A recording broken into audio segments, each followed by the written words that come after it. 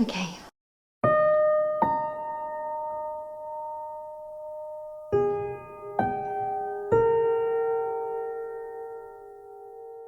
A word of warning. I'm going to be sharing some graphic details during this video of what I experienced during my miscarriage. Now, if you think you may be miscarrying, then it's important to know what to expect. That being said, of course, not every miscarriage will be like mine, but hopefully this will give you a clearer idea and save you hours of searching the internet for answers to your questions. So you're going to come on the journey with me, but if you're keen to skip to specifics on missed miscarriage, on medical management, incomplete miscarriage, or ERPC procedures, which is evacuation of remaining products of conception, or if you want a more detailed description of the motions of a miscarriage, then the timestamps are here on the screen for you to jump straight into. Okay, so firstly, I'm 38 years old. Miscarriage is obviously a bigger risk factor for women over 35. My first pregnancy, during which I did experience bleeding within the first trimester, did lead to the healthy birth of my son in September 2018. 7 months later, I fell pregnant again, but I miscarried spontaneously around 10 weeks in. And my miscarriage experience then was very similar to my miscarriage experience this time around. Now, 3 months after that miscarriage, we found out that we were pregnant again. Of course, I was a little bit nervous about this one, so just before I hit 7 weeks, I was keen to see that little baby.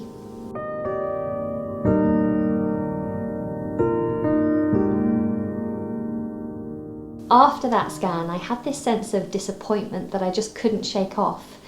I felt like I'd seen an empty sack, but I was still experiencing all the pregnancy symptoms, so there was no reason for me to feel unnerved. But with Christmas approaching, my curiosity got the better of me, and a few weeks later, on the 20th of December, I went for another scan. Good morning. Today is my first midwife appointment.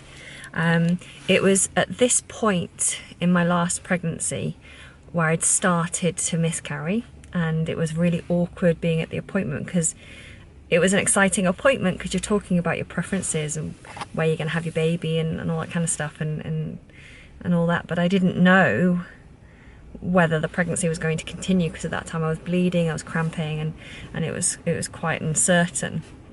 I'm feeling quite sick at the moment. This time, unfortunately, things have all gone wrong again.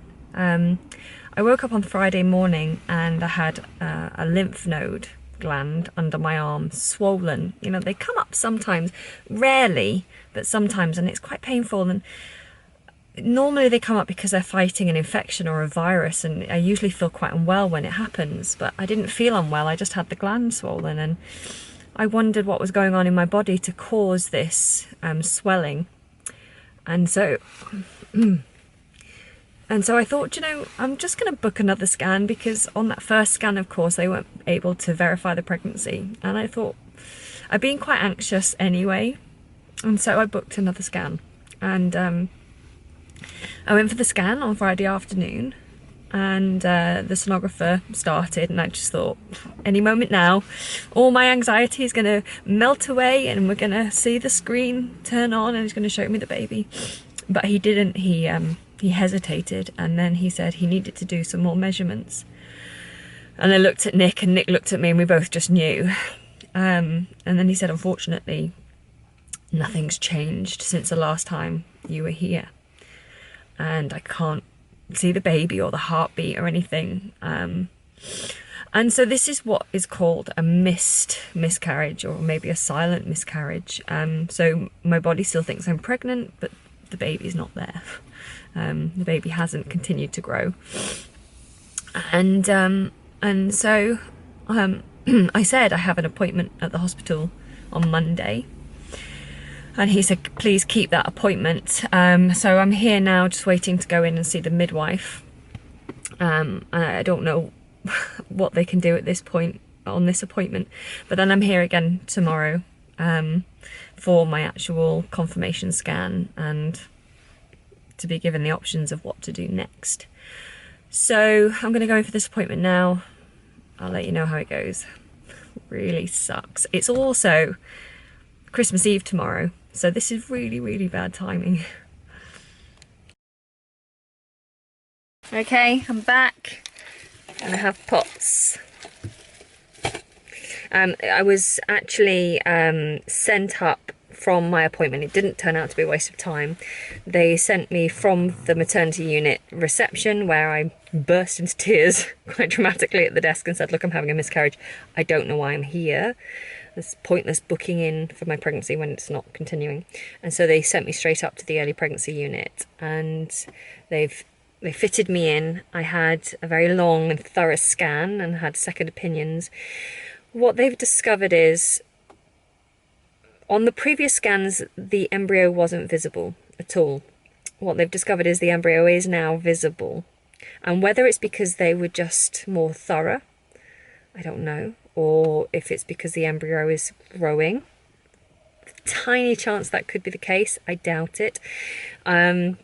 So they cannot obviously go ahead and help me progress the miscarriage until they know for certain that the baby is definitely not there.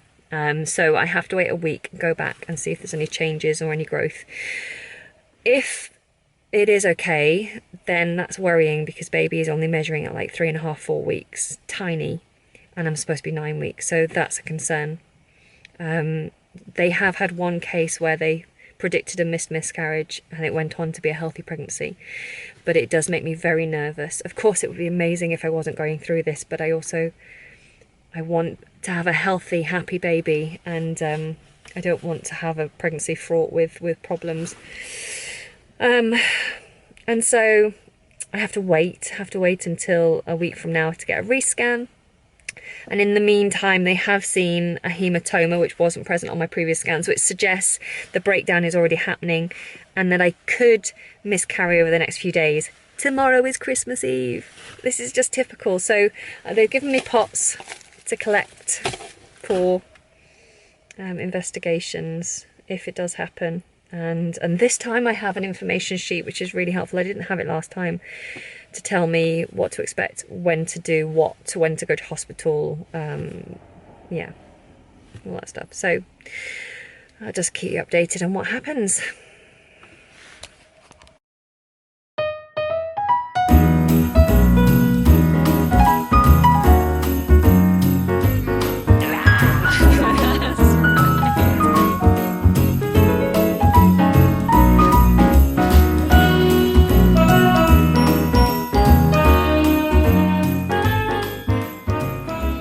It's now New Year's Eve and I've just returned from the hospital. So it's been a week since my last scan. Nothing has happened. I've continued to have pregnancy symptoms, feeling sick. I've had terrible headaches, really bad headaches. I did start to feel like my bloated tummy was decreasing a little bit, and I actually put my belt back on my jeans, which I'd taken off a few weeks ago because it was getting too uncomfortable. So where I had gained a little bit of hope that perhaps the pregnancy was okay, I was definitely ready today to hear the confirmation that the pregnancy is gone.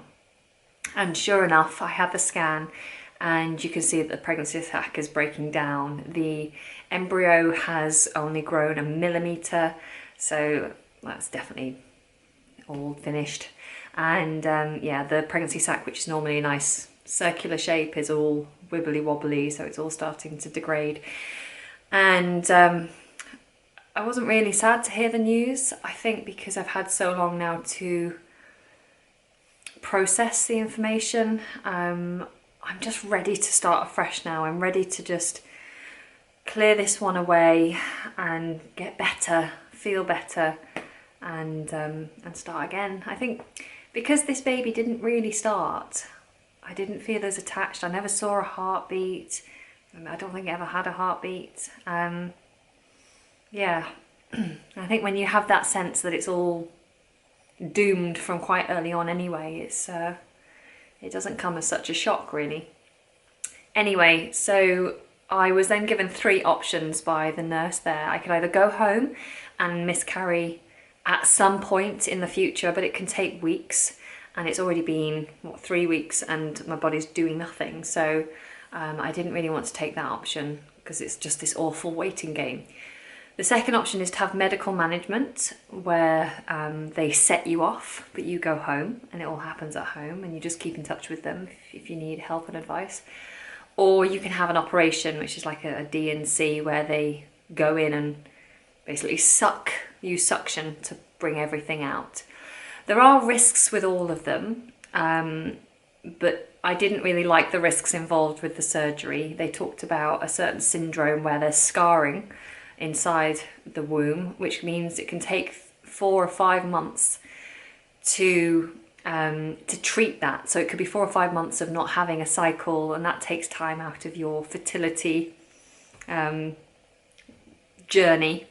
And so I didn't want to do that. And there's also obviously the risk of having an anaesthetic. They put you to sleep for it, so there's the risks involved with that. And there was another risk that they talked about, which I can't quite remember. Oh, a risk of perforating the uterus. And although she said it's very rare, when I asked how many cases they see, I think they said they saw a couple a year. And yeah, I just don't like the odds. So I just decided I don't want to have the surgery, although that seems like it's the quickest route to being clear of a failed pregnancy. And so I decided to do the medical management. So they have given me 4 tablets vaginally. So they've inserted 4 tablets, put them right next to my cervix, and they've sent me home with more tablets I've got to take in the morning and then at noon tomorrow. The side effects of these tablets could be sickness and diarrhea. So they've given me tablets to deal with diarrhea and tablets to deal with sickness. God, if it's not bad enough already. But it is not, it's a common side effect, but it doesn't affect everyone. So hopefully I won't have to deal with that. And they've given me loads of paperwork and things to go through. Apparently, they say, although some people start with the miscarriage and start bleeding within a few hours, they say usually you're looking at 48 to 72 hours before things get moving. But I have to say, within an hour of having the tablets inserted, I'm starting to feel crampy. I would like it all to be over within 24 hours. Of course, you'll keep bleeding for up to 3 weeks. But the main pregnancy loss, once you get up to speed, it'll be about 3 hours. 3 hours of proper contractions, 3 hours of heavy bleeding and clots, and then you'll just go to like a normal period that will last for a week, 2 weeks, 3 weeks. Last time I think I bled for 10 days. So it's just a waiting game now. I've come home, I've had a bit of lunch. I bought some more maternity pads. My experience of a miscarriage last time was literally, I went through these so quick. I also have incontinence knickers. So they're like full-on nappies for adults. They have been a godsend in pregnancy, so all the bleeding you have after pregnancy, and for my last miscarriage, so I've got those ready to go again. I bought some paracetamol and codeine. You can get these over the counter at pharmacies. You have to limit how many you have because they can be quite addictive. They're very strong, but I know from last time that the pain when the full labour kicks in, it's quite painful. So I don't normally like taking tablets, but I will be taking those. And yeah, that's it. So I'm just going to sit in front of the TV, try and stay happy, and try and get this awful experience out of the way as quickly as possible with minimal drama this time, hopefully. I'm feeling teary again. Okay, so yes, I will keep you updated. Okay, 3 hours since I had the pessary and I started bleeding. Got quite a lot of cramp and a little bit of niggly discomfort in my back. I've got a headache. So it's 4 o'clock now and it started. I'm cramping like more like contracting, and you can tell because it comes in waves, and it's something you have to kind of breathe through a little bit, so it's not like debilitating at the moment, but it's definitely noticeable. Then it wears off, and then a little while later another one will come. I've got the chills as well, I'm really shaky at the moment, and I've started passing big clots. I feel quite crap, if I'm being honest. So I'm just gonna sit down and just drink some water, try and rest and get through the next 3 hours. It's supposed to last for about 3 hours, so I'll probably see you on the other side.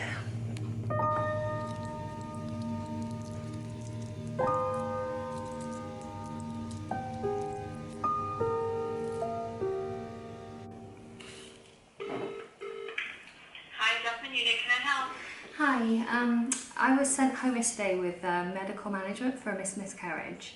Okay. I just wanted a bit of advice. Yeah. I obviously had the pessary while I was there, and then within about 2 or 3 hours I started bleeding and was getting cramps, and the cramps got really bad around 11 o'clock at night. I've passed a couple of little clots, but the bleeding has pretty much come to a stop, and I've taken the extra tablets. I had a miscarriage in August, and it was a lot of blood and a lot of clots. And I'm just wondering, should I be expecting it to kind of surge again, or? Yes, because you will have taken the medicines at 9 and then the medicines again at 12. Yeah. I think it sounds fine, and so it's good that you've had some reaction to the one that we've given you. Yeah. We usually send you home with the advice that after 1 week, if you've still not had any symptoms at all, that's when we would need to see you again. Okay. So it's good your body's reacted in some way. It doesn't always happen on the first couple of days. It can be, day 4, 5, 6, but actually then start to have heavy bleeding again. Right. I would expect about a 2 to 3 hour period of having quite heavy bleeding. Yeah. Not where it just sort of stops immediately. Yeah. I think it will come back again. Okay. What I would say is give it another whole week. Okay. If you didn't have any progression again, then call us. Okay. But I wouldn't be worried at all so far. It sounds like the body's reactive. Some women don't react at all with the medicine. Right, I see. Okay. I was just trying to figure out if I could leave the house, but I maybe shouldn't go too far from home. I wouldn't go out and go and watch the fireworks this evening or anything like that. But if you want to go to the shops and things, I would say go. Okay. If you are going to have symptoms, they don't usually come on all of a sudden. No. They'll be quite progressive. Okay. All right. Thanks for your advice. Okay, you're very welcome. Thank you. Bye now. Bye bye. Bye bye. Good morning. We are now on day 4 since I took the mistralprostal medication to help me to miscarry. Yesterday, on Wednesday, I felt like everything had almost completely stopped. I was barely bleeding. I had no cramps. I kind of just felt normal. I felt like I had quite a lot of energy. And I was concerned that was it, even though the hospital had said, give it time, give it up to 5 days and a week maybe. Today, this morning, I have started bleeding heavier. I still wouldn't say it was heavy, it's still quite moderate, just like a normal period. A little bit of clotting, but also a little bit of cramping. So I feel like today could be the day when the real bleed starts, because I think with any miscarriage, obviously you have to pass the pregnancy sac and stuff, which I think I passed on the first day, and then there should be a lot of blood. There should be a few hours at least of really heavy bleeding, because you've got a lot of lining there that was there to protect the pregnancy. So that's what I'm expecting today. So I'm just having a day at home again, but just catching up with some work today. Okay, we just hit midday. I'm doing a little bit of work and starting to get backache and cramps. Nothing bad at the moment, but the backache is definitely making me glad that I received a standing desk for my Christmas present from Nick. It definitely feels more comfortable to be standing than to be sitting down at the moment. I'm anticipating it getting a little worse over the next few hours, but I'll keep you updated. So that evening it all kicked off. This is exactly what I experienced with both of my miscarriages. So the cramps turned into contractions, and for me the difference seems to be the pain that starts in the back and it comes through the hips, and it's like a pressure that just ramps up and you find yourself heavy breathing or panting in order to manage the sensations, and then it passes and then it returns again a few moments later. For me, at its worst, I was on all fours on the floor telling my partner to get his hands off me. He was being very helpful, trying to rub my back because my back was hurting, but when the contractions came I was just like, just back off, I need space, don't touch me. And then at some point during these contractions I got the urge to go to the loo. It's like a pressure in the bottom. It was stronger in my first miscarriage. I really thought I needed to go for a poo, and I ran to the loo, and before I got there this time I just passed a piece of tissue that was approximately 4 to 5 centimetres wide and about 10 centimetres long, so it's like a sausage basically. Now this wasn't a blood clot, and I had the same with my first miscarriage. I passed what was like a tennis ball. It was much more round the first time and had like a string almost. I thought the first time it was the pregnancy sac, but it was far too big to be the pregnancy sac. They said at the hospital it was just like skin and fibrous stuff, so I don't know, but it was hard to pass because it was large and it was firm. So after I'd passed that, the contractions continued and they went on for about an hour. I was passing blood clots every 5 to 10 minutes. Now, the clots are not like the clots you get with a normal period, which are usually small, maybe like a 5p piece kind of size. These are much larger. They usually, well, for me, they were out around 4 to 6 centimetres, and they were coming every 5 to 10 minutes. Now, to give you an idea of what they look like, here's some plum tomatoes. An hour after I passed this large fibrous mass, I realised that I'd soaked through 6 maxi pads. Now the advice is, if you soak through 1 regular pad in 30 minutes, seek medical advice. My heart rate was also jumping up to over 100 beats per minute. I can actually show you via my Fitbit what my heart rate was doing that particular evening, and it got up to close to 132 beats per minute at one point. So we panicked and called the hospital, and we were advised to go in. Okay, so it's 20 to 11 and we are en route to the hospital. You can always guarantee sod law, we'll get there and everything will be like a tap turned off.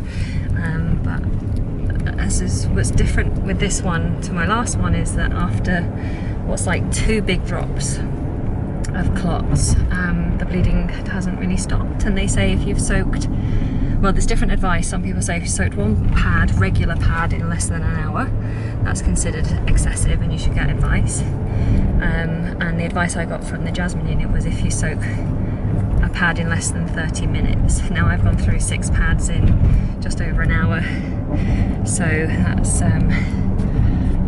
definitely cause for concern, and my heart rate's been over 100 a few times, so we're just going to go off to the hospital now just to check that everything's okay, and hopefully it won't be too late there.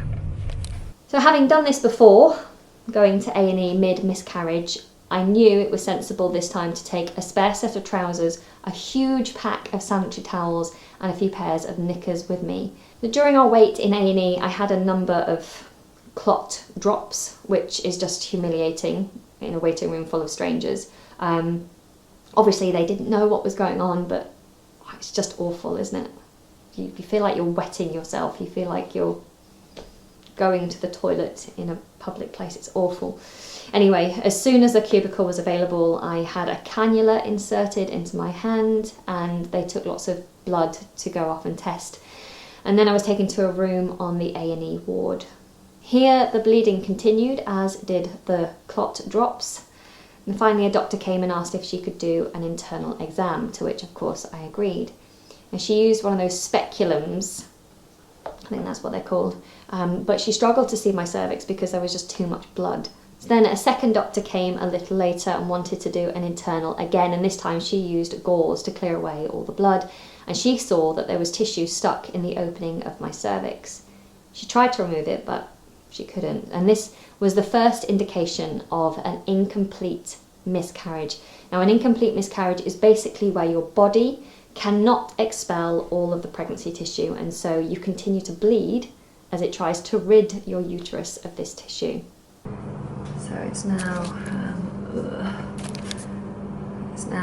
1:08 in the morning. I'm still in A&E waiting for my next set of OBS, where they're going to check if I'm still heavy bleeding. If I am, then I've got to go for an operation tonight. I packed an orange in my pocket and I'm not allowed to eat it because I might have to go and have an operation. I'm not feeling so good. But I get a hospital breakfast. Yeah, this has been a nightmare, worse than my first miscarriage for sure. Anyway, I'll give you an update probably in the morning. I was then wheeled up to a ward, and I was lucky enough to get a private room. I was put on a drip and examined once again. At this point it seemed like the bleeding was slowing, and so the doctors decided to wait until the morning when they would scan me. And so I was left to try and sleep, and this for me was the worst part of the night. I felt so wiped out, so weak. My blood pressure was quite low and the bleeding did come back again. But now I'm attached to a drip, so I would have to wheel my drip to the toilet and try to deal with the mess while feeling like I was going to pass out. And I had a few moments of actually lying on the floor of the toilet, pulling on the emergency cord for help to get me back into my bed. Now, by the morning, my hemoglobin levels were around 9, which I'm not quite sure what that represents, but a normal level should be like 12 and above. Mine had dropped to 9, and once you hit 8, then you're given a blood transfusion. Back from my scan showed that there's still tissues and blood clots and things in the womb, and so the doctor's just come to see me, and basically I'm going to go down and have a D&C, so emergency D&C today. Now I say D&C here, but what I actually had was an ERPC, which stands for Evacuation of Retained Products of Conception. So they'll put me under anaesthetic, put me to sleep, and basically go in and suck everything out. I haven't eaten since dinner last night and I'm starving. Had to go past all the breakfast trolleys. It was torture. I'm hoping the list will be quite short and I'll get seen this morning so I can eat. I'm feeling really wiped out. I bled so much last night. Yeah. So wish me luck for the operation. Let's hope that I don't have any more issues. I'll see you on the other side.